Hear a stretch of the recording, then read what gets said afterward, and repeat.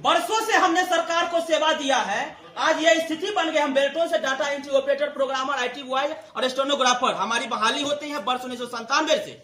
और हमारी वर्ष 18 में जो बहुस्तरीय प्रक्रिया था कि इनवॉइस लेने के लिए बेल्ट्रॉन में चक्कर लगाना, वहां से इनवॉइस लेना, फिर इसको कार्यालय में बिल बनाना, फिर UTR जमा करना, ये प्रक्रिया होने में 1 महीना 1.5 महीना लग जाता था। उसको समाप्त करने के लिए राहुल सिंह सर को हम लोग भगवान मानते हैं, उन्होंने इस व्यवस्था को समाप्त करने के लिए ERP व्यवस्था लाए। एक तरह से वो भी मजदूरी व्यवस्था है कि आने वाले को सिस्टम बनाना जो भी हो, लेकिन कम से कम इस व्यवस्था को समाप्त करने के लिए ERP लाए, जिससे हमारी भुगतान सरल से हो रही थी। लेकिन वर्तमान में ERP भाग गया और न बेल्ट्रॉन के पास डेटा है और इसकी सूचना भी बेल्ट्रॉन नहीं देता। इतना संवेदनशील बेल्ट्रॉन है कि हमारी व्यवस्था के लिए ERP व्यवस्था बनाएगा, वो व्यवस्था भाग गया, इसकी सूचना होनी चाहिए ना। हमारी वेतन कईयों का UTR जमा हुआ है लेकिन वेतन नहीं आ रहा, कईयों का बिल के लिए जो है व्यवस्था आने, इनवॉइस नहीं जनरेट हो रहा है। ये सारी समस्या को देखते हुए आप कह रहा है कि मैनुअल बिल बनाइए। मैनुअल बिल बनाने की प्रक्रिया में बेल्ट्रॉन में जाने पर कहता है कि आज नहीं कल आइए, अभी लोड है, ये है। जो 200-300 किलोमीटर जिला में काम करे, क्षेत्र में काम कर रहे हैं, वहां 500 किलोमीटर से बस से आना, सुबह सुबह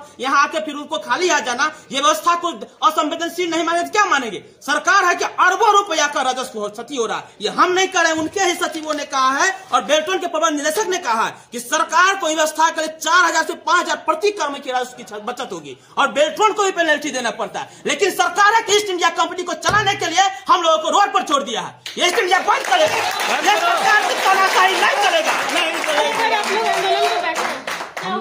हम लोग आंदोलन पे बैठे और दुर्भाग्य ऐसा है कि अभी कुछ दिन पहले उर्मिला इन्फोटेक के माध्यम से जो हम लोगों की सेवा दी जाती है, उसी उर्मिला इन्फोटेक के ऊपर छापा पड़ा इनकम टैक्स का और कर चोरी का आरोप लगा। और वर्तमान में आज भी हमारी नियुक्ति, यहाँ तक कि वेतन आदि का जो भुगतान है वो उर्मिला इन्फोटेक के माध्यम से ही किया जा रहा है। इसके अतिरिक्त जो ERP व्यवस्था 2018 से बेल्ट्रॉन के द्वारा संचालित की जा रही थी, वो ERP व्यवस्था वर्तमान समय में चरमरा गई है, समाप्त हो गई है।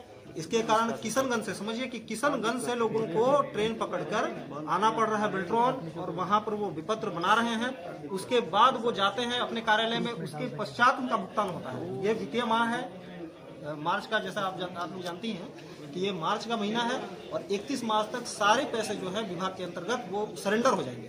तो इस परिस्थिति में न पैसा मिलेगा और रमजान का महीना है, होली का महीना है, बहुत सारे ऐसे हमारे साथ लोग हैं जो असाध्य रोग से उनके परिवार में कोई ना कोई जो है वो इस समय संकट में घिरा है। रणनीति क्या होगी आगे हम लोग अनिश्चित काल हड़ताल पे जाने वाले हैं, क्योंकि दूसरा कोई विकल्प नहीं है। हम लोग का 2 महीना 3 महीना से वेतन नहीं मिला है, हम लोग इसी पे निर्भर है और हम लोग के पास कोई संसाधन नहीं है।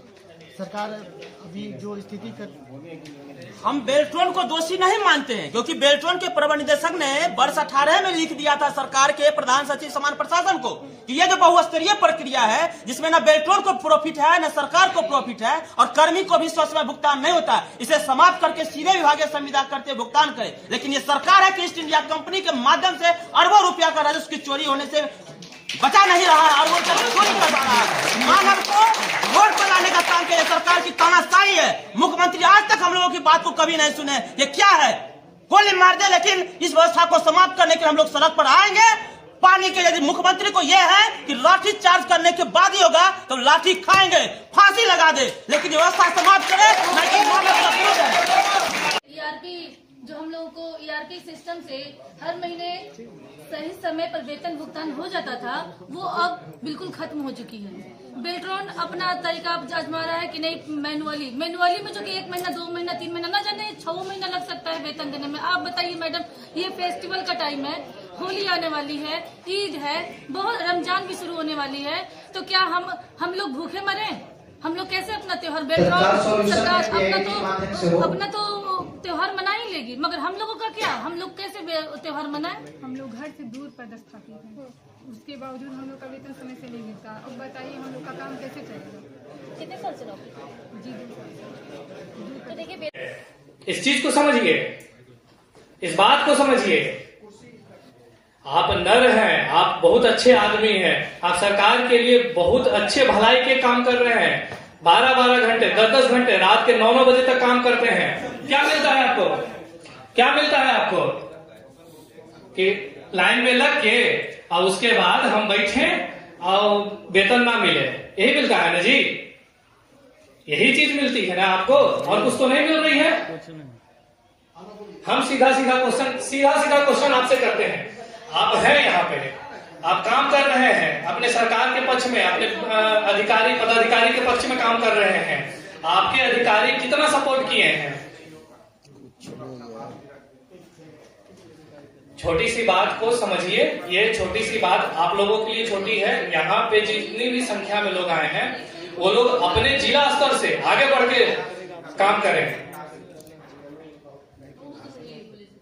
हम लोग चाह रहे हैं कि एक दिवसीय या फिर उससे ज्यादा अनिश्चितकालीन एक हड़ताल किया जाए, जिसमें सभी को शारीरिक रूप से उपस्थित हो।